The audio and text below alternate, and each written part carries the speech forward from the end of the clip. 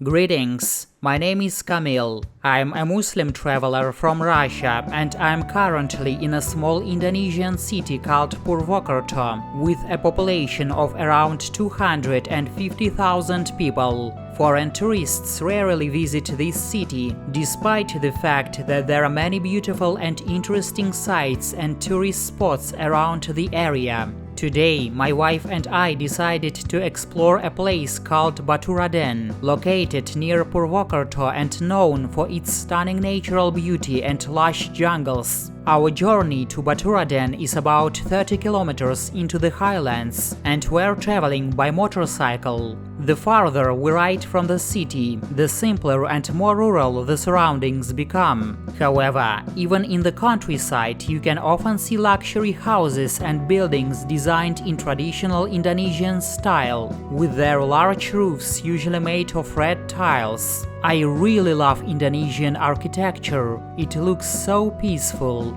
In the Middle Ages, this style was only affordable for aristocratic families, but nowadays it has become popular with all levels of society.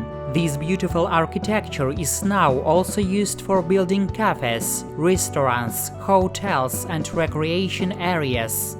The higher we go into the mountains, the cloudier the weather becomes. I hope it doesn't spoil our plans, but I've come prepared. I brought raincoats just in case. As we arrive in Baturaden, we're greeted by a monument of a boy and a girl. By the way, I really prefer monuments like these with realistic figures or objects, rather than modern art with its abstract forms. The road becomes wilder and narrower, and at one point, we find ourselves surrounded entirely by jungle. Still, along the way, we see plenty of homestays and hotels. Because of the growing numbers of tourists, many new accommodations have been built here. A lot of visitors come from Jakarta and other regions of Indonesia to relax, and we noticed this ourselves from the number of parked cars with Jakarta license plates. At some point, the road becomes so narrow and steep that it is difficult for my wife to steer the motorcycle. Every few meters there are warning signs about sharp turns and other dangers along the route. On top of that, the road condition gets worse, with potholes and cracks, so we have to slow down to avoid falling from the slope or getting into an accident. I am truly amazed to see so high trees, because in my homeland, trees are not high, they are short compared to these trees. These trees are truly majestic and look superior. Watching them, you begin to realize how small and fragile humans really are.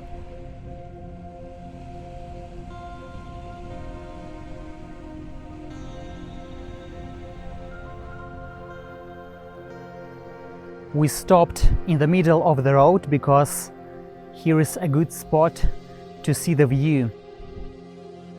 It is actually so calm, so peaceful here.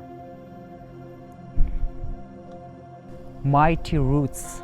I think these trees are really very old, almost ancient.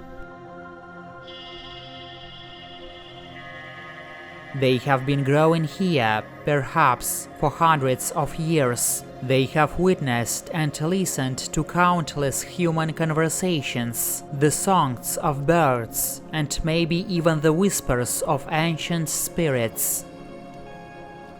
Look what I found here. I don't know how is it called in English, but in Russia people often use it to making gums. But from some trees, it can be poisoned. So if you don't have much knowledge, I don't recommend to try to chew it. This sign said that this area is dangerous because sometimes trees can fall. I hear music from the city, from coffee shops, restaurants, and as well a lot of natural sounds of birds, of insects. And when all of these sounds mix together, it is something really unique. It sounds like ambient. Most tourists stop here to take photos. It is actually a perfect place to immerse yourself in your thoughts and escape the hustle and bustle of daily life for a while. Up here on the cliff, you can still hear some sounds of the busy city far below, but those sounds are covered by the rustling leaves, the singing of cicadas, and the chirping birds. The forest still stands untouched. Humanity has not yet been able to spread its massive civilization of technology here. Yet, little by little, like an octopus stretching out its tentacles, modern civilization creeps in, destroying nature and everything sacred within it.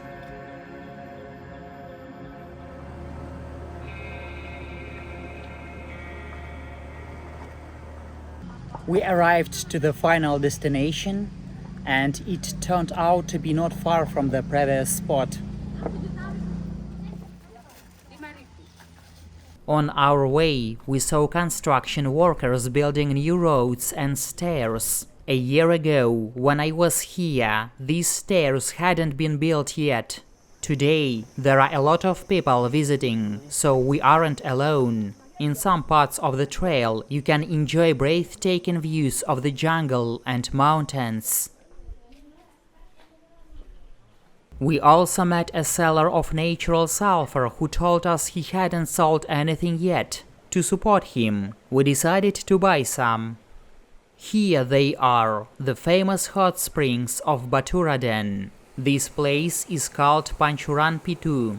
Pitu is a Javanese word, means 7, and Pancuran means water spots. It is because there are 7 places where the water flows out, coming from the top of the mountain. There is actually another hot spring called Pancuran Tiga, which means 3 water spots. The location is below Pancuran Pitu, but Pancuran Pitu is more popular because it is much prettier. The hot water here has sulfur in it, and it leaves a yellow layer on the rocks. Tourists like to write on this layer, but the writing disappears after about 10 minutes. Wow, it's really hot. And because the sulfur covers the stones, we can write the name of our channel here. Let's do it. The water is very hot, around 70 degrees Celsius, so writing on it with your hands is not easy, it burns your fingers. The history of this place is connected to Sheikh Maulana Muhammad al-Maghribi, who came to Indonesia in the 14th century after following a light. When he stopped in this area, Sheikh Maulana suffered from a severe skin condition that would not heal, no matter what medicines he tried. It was here that he discovered the hot springs. After soaking in its water, his illness was cured, and Sheikh Maulana named this place Pancuran Pitu. The local people was calling him Ba Atas Angin, which means the elder from far away, because he came from a distant land, probably from Morocco. Next to Pancuran Pitu, there is a sacred chamber dedicated to Ba Atas Angin. This chamber, known as Petilasan, means a sacred resting place. The scent of incense and the fragrance of flower offerings fill the room, creating a mystical atmosphere. If you look away from this touristy, man-made spot and focus farther and higher, you will notice something interesting. Just a few meters from here, civilization ends and the real forest begins, a place where humans have no power. I believe if you walk deep enough into the forest, you will lose the internet connection and you will be completely at the mercy of nature. There, you are alone with yourself, defenseless in front of the wild. The forest is a place of strength and abundance. It can protect you from harm, but at the same time, it is dangerous. It is a place of ancient spirits, ghosts, and the unknown, a place where people can meet their death.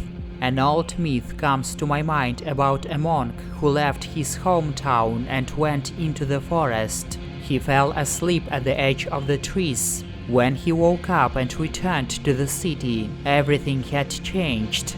The buildings looked different. People wore clothes he didn't recognize, and his monastery had turned into a library. Confused, he started to ask people if anyone remembered him or his name, but they all shrugged and said no.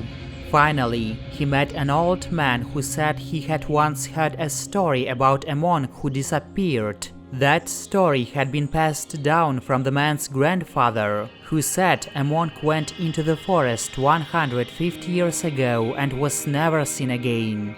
The monk realized the story was about him. He returned to the forest and fell asleep in the same place. But this time, he never woke up, accepting his death. From a deeper perspective, every person has its own inner forest. The forest is not always a place with trees. It can be a desert, a cave, or even a big, noisy city. The forest is a hidden place, free from the governmental control, where an individual can find strength. For us, Muslims, our forest is our faith. Those who enter the forest are always alone, but it is solitaires who stand up against injustice and fight against tyranny. Looking into the forest means facing death, and history shows us many examples. The first companions of the Prophet Muhammad, peace be upon him, can be seen as those who entered the forest. They were tortured by the Quraysh, but risked death to remain devoted to Allah. Early Christians faced lions in the Colosseum under Roman emperors. Palestinians face bombs every day. Indonesian rebels once hid in the caves of Java, fighting off Dutch colonialists. The forest represents the unknown and the danger that brave people are willing to face. Being surrounded by nature like this makes me think deeply, especially because I spent most of my time in the city. There are actually so much sulfur here that you can just grab it with your hand. I will show you.